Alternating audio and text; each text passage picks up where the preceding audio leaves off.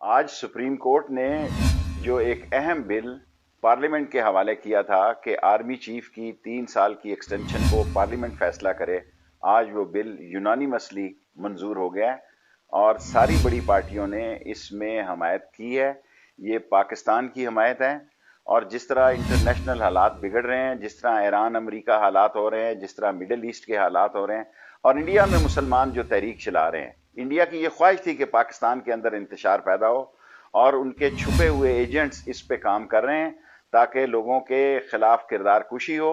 ऐसे आलम में मैं समझता हूँ सारी कौम पाक फौज के साथ खड़ी है, सारी कौम पाक फौज के पीछे खड़ी है और ये खुश आइंद बात है कि आज पीपल्स पार्टी और नून लीग, ये मैंने 2 माह पहले कहा था कि ये भी वोट देंगे और आज ये साबित हो गया कि उन्होंने आज वोट देके कौमी जिम्मेदारी का सबूत दिया है और एक बेहतरी की फजा, जमहूरियत की बेहतरी की फजा मुल्क में शुरू हो गई है। आज मैं आर्मी चीफ को भी मुबारकबाद देता हूँ, इमरान खान को भी मुबारकबाद देता हूँ, पाक फौज को भी मुबारकबाद देता हूँ, कमर जवेद बाजवा को भी और सारी कौम को कि बहरान में सियासतदानों ने कौमी जिम्मेदारी का सबूत दिया।